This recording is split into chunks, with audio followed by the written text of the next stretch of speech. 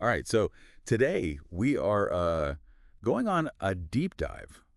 And, well, this one's a little bit different. Yeah. This deep dive is focused on something, well, a bit unconventional. We're going to be talking about farts.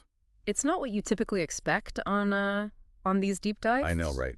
But seriously, stick with us. It's way more than just, juvenile humor. Oh, absolutely. There's some real depth to this topic, believe it or not. Right.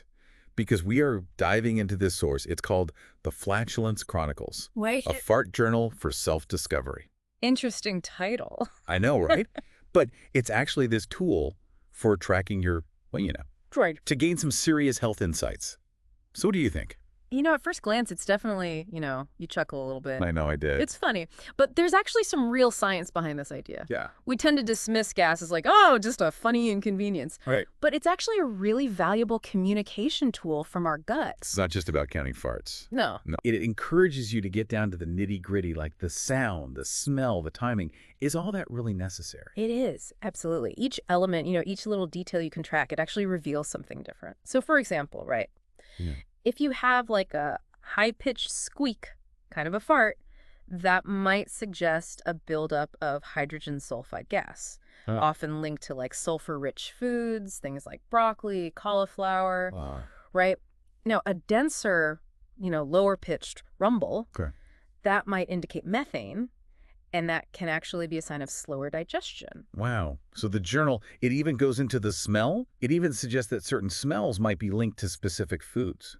Yeah, that's true. That classic, like, sulfurous rotten egg smell. That's your hydrogen sulfide again. Oh, okay. But, like, if you have a more putrid odor, that might point to, protein fermentation in the gut, like maybe you had too much red meat. Mm. Of course, these are just general guidelines. Yep. Individual responses, everyone's body is different. Of course. Hmm. Then there's the timing, right?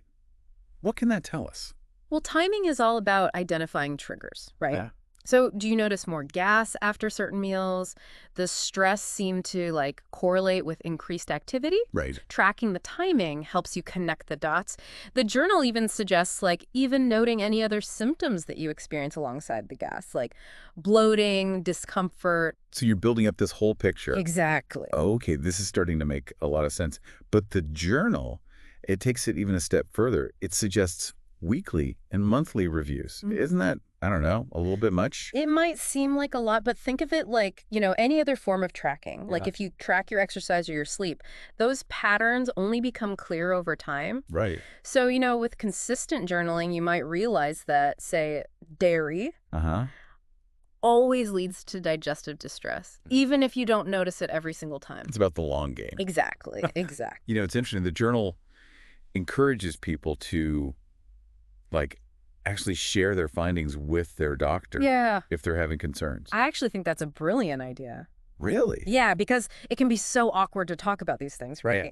But this journal provides a structured way to start that conversation. It takes something that might feel, embarrassing and turns it into valuable data. That's a really good point. And the journal, it keeps it lighthearted too, right? Oh, yeah. It makes the whole process more approachable. Absolutely. Approachability is so key when you're dealing with, bodily functions. Of course. The humor encourages consistency, and consistency is what leads to those aha moments, those breakthroughs. So it's like, why not have fun with it? Oh, Right.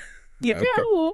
So we've learned that fart tracking, as silly as it might sound at first, it can actually be a legitimate tool Oh, yeah. for understanding our gut health. It's all about tuning into those, often subtle signals our bodies are sending us. It makes you wonder, what if we approached, other bodily functions with this same, like, playful curiosity? Oh, Imagine the insights we could gain if we all felt more empowered to, like, listen to our bodies right. without shame or judgment.